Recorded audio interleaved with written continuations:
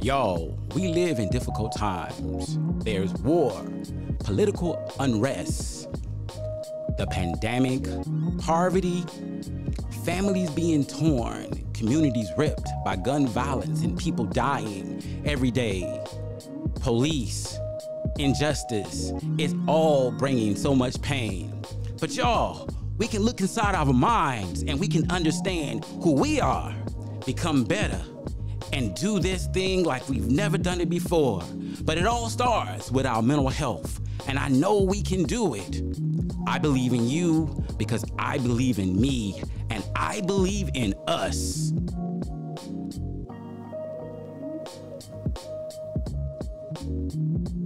What up, y'all? What up? And welcome to another episode of Therapy is Life, where thinking, feeling, and experiencing well-being is the name of the game. Today, we have with us Tony Miller, the mentoring mind coach, 11 years.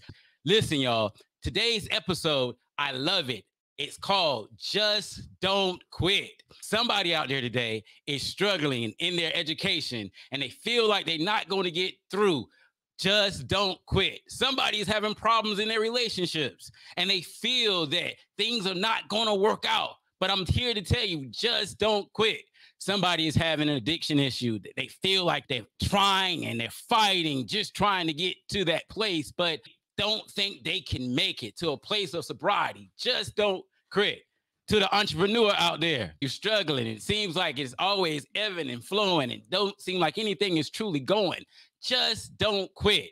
To the person who wants to give up on life and don't think there's any solutions, we say to you today, just don't quit. Tony, how you doing today, sir? Man, I'm doing fantastic, man. I'm so glad to be a part of this podcast. You know, it's been in the planning stages for a while, and now we're here. I'm looking forward to giving the people as much wisdom as I can and to help somebody make that transition so that they don't quit. Yes, man.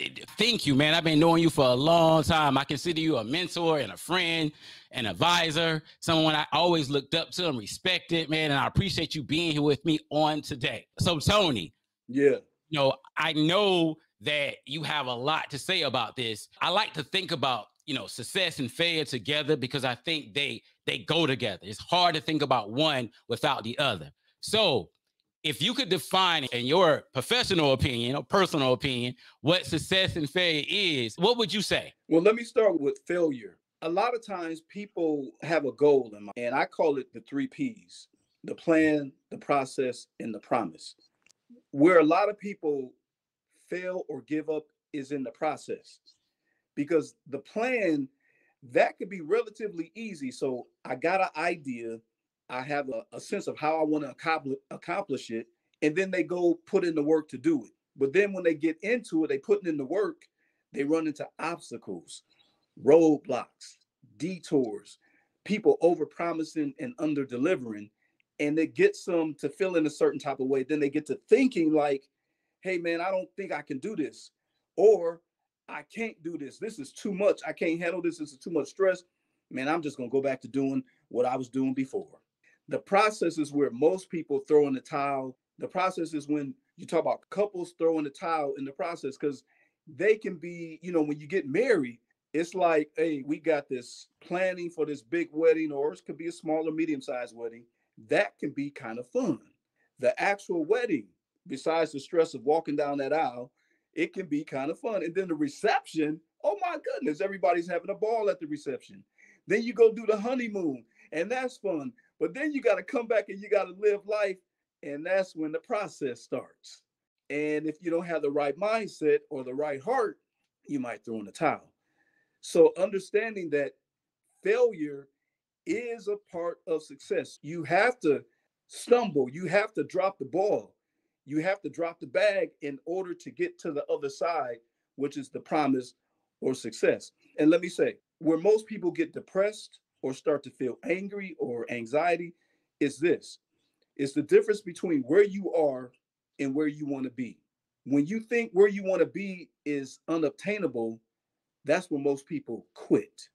Hey, could I say something on that? So Sure. what I hear right now you saying is something you have to believe, you have to have hope that you can actually do it. I would oftentimes say that if you don't actually feel it in your heart and your mind and your soul that you can accomplish something, it makes it so much harder to accomplish it, because the motivation necessary to continue to go through the failures to achieve your goal, it becomes so far away and so distant for you that you get caught up in a place of can't. I can't, because you don't see yourself physically, spiritually, emotionally getting there. So I agree with you so much on that. Go ahead. I'm sorry. I want to. No, that helped. And so success is like what you just said. Let me piggyback off what you said. It's your soul, even down to your organs, McGee, your liver, your pancreas, your kidneys, all of that stuff feels the pain of trying to get to your goal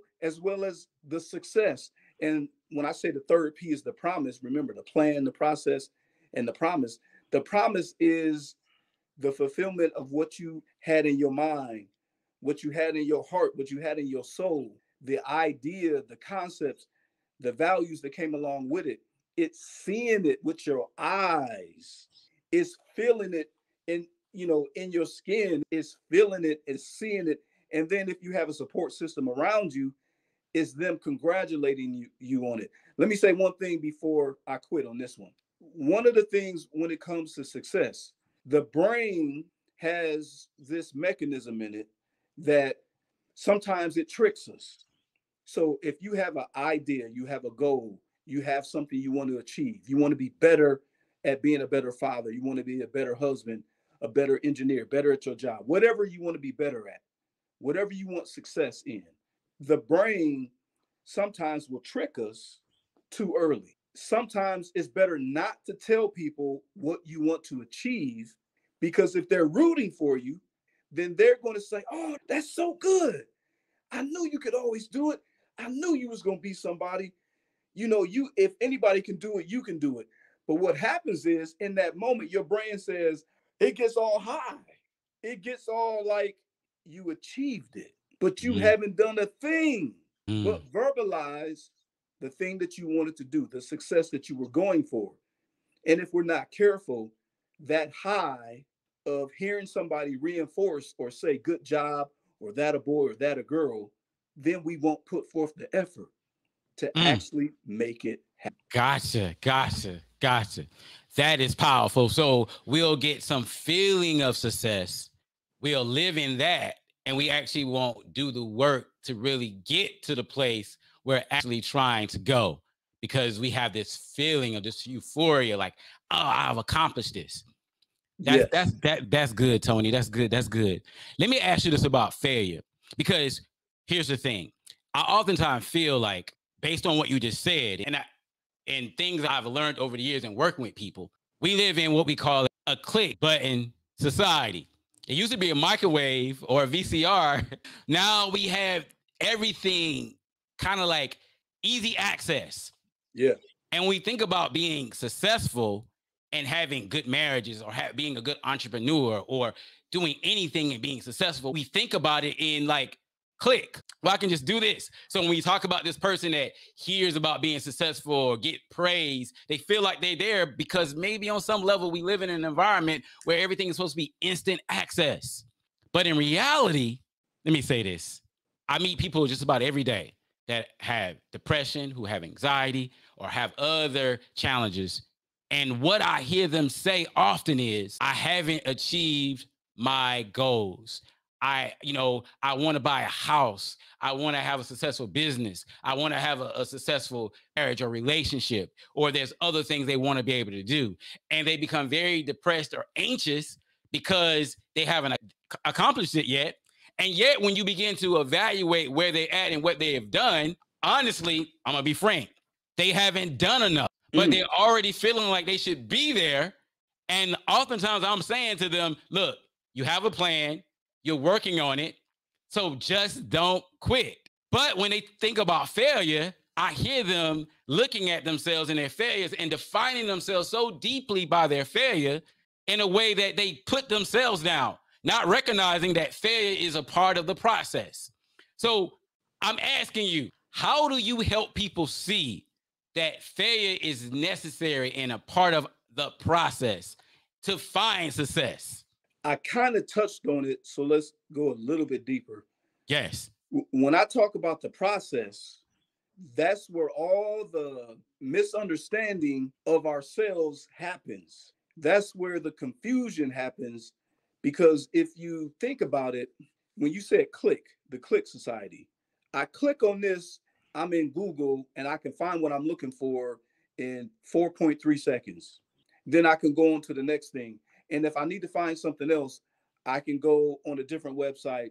I can click on it. Or if I got my remote control, I can click on power, turn to channel 17, and there's my answer. So, like we talked about before we got on air today, technology can work for you when it's working, but when it's not working, that's when we kind of think differently about it. But success and failure, they go together like a hand in glove. They're intricately tied together. You can't have one without the other. If we talk about marriage, you can't have some days where husband and wife are talking and they can't agree on this one thing. You can't have that without 2 days later, or whenever the issue is resolved, husband and wife have made passionate love with one another. The next day is full of bliss. They're sitting together, they're talking, they're walking on the beach, they're making plans for the future. Those go hand in hand. The failure Exactly. of we couldn't get any ground on this thing, that goes with, hey, we're planning a trip to Florida. We're planning a trip to Venice. They go to Venice and have a marvelous time. But the disagreements, the heartaches, the feeling like Mm-hmm. this relationship isn't going to work, they go together. So you have to understand that they go together. You have to answer your question. This is a long winded route to answer your question. You just have to understand that they go together. Right. They go together. So let me ask you this. Yeah, they do go together. Do you think sometimes, I know when failure means I'm not going to be able to take care of my kids, or I'm not going to be able to pay my mortgage or make that car note payment, or I'm going to lose my business. Oftentimes, those things are so serious for us that it's hard for us to look at failure and just see it as a step in the process, because our life is going to be really changed by these things, these devastating things. However, these things, these failures are starting points, or learning points to help us move forward and move to a greater place. I think about, failing times in my life. And I look at where I'm at now, 10 years later, having my own practice.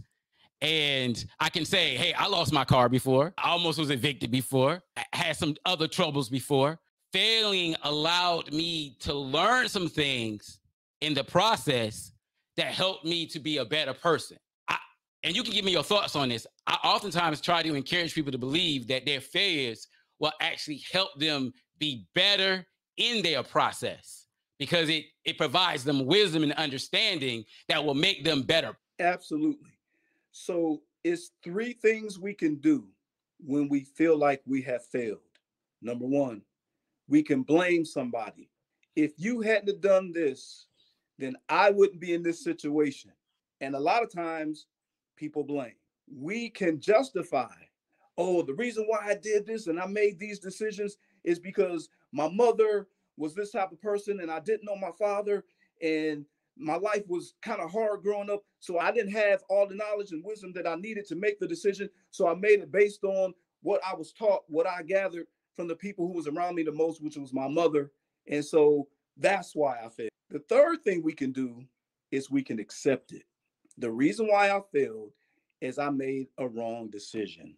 I made a decision that wasn't the best, but in my mind at the time, it was a good decision, but it just didn't work out. And you know what? I'm going to own it. I'm going to accept that I didn't choose right this time. Because remember, we are not perfect. Exactly. So in our wisdom, we may think we're making the right decision, but it may not be the right decision. And we have maybe limited consequences, but we have to be able to accept those consequences. And like you just said, When we can accept the consequences in the process, then we can learn and build on it. And Exactly. One more thing. Sometimes we think we're failing because we're comparing ourselves to someone who we think is more successful. Wait a minute, say that again. Say that again. We look at other people's highlight reels and we think, oh man, I ain't nothing. My life is miserable. I shouldn't even try. Look at so-and-so. Look how high they climbing. But that's their life, and we don't know what they went through to get to that level. We don't know what pain they experienced. Just like us, when we make our climb and people on the outside looking in, they see us, they don't know what we went through unless we share it with them. Exactly. Hey, you know what, Tony, with that being said, I think one of the things about success and failure is the fact that we spend so much time looking at other people and we get marketed to so much around things that we'll judge our success and failure based on what other people are doing, what they have, what we don't have. And we won't stop and look at where we at and realize that we actually might be doing pretty good for ourselves. Yeah, and that's usually the case. We typically are doing good for ourselves. And here's something I want to say. So I'm not hating on this group of people, and they're called celebrities. I try not to get my wisdom or my direction for life when I'm trying to learn something from celebrities, because celebrities have been chosen. They have been chosen and they are at a certain level. And so, what can a celebrity tell me about being a better father, about my finances, when they make $1 million for being in, let's say they're an actor, they may make $2 million for being in a picture. Right. Well, I can't really go to them to get my idea what success is because they're at that level up there. Right, exactly. I have to climb my own ladder, not their ladder, my ladder. And another thing with success is you have a relationship with God, you can get your idea of success from that too. Exactly. Exactly. Exactly. That's so important. So we measure ourselves against people that we shouldn't, instead of measuring ourselves from within ourselves and our higher power. So, yes. So with that being said, Tony, when people look at failure, maybe we oftentimes take failure and we are too critical of it. We look at it as a bad thing. We define our sense of purpose around it. So if I failed at something, it means I'm not enough. I'm not good enough. I'm inadequate. I'm intelligent. And I'm incapable. We start all this negative self-messaging. We start putting all this stuff out there when we fail, instead of realizing failure will happen despite whatever our abilities or skills are. Failure will happen because, look, if I don't have all the resources in the world, but I'm out here every day working and trying to make a life for me and my family, and I'm doing something, things gonna happen that's out of my control, like the pandemic. So you mean to tell me I'm no good because the pandemic happened and it stuck my business? Like, I was fortunate being a therapist. It helped me, right? But for many people, it shut their businesses down.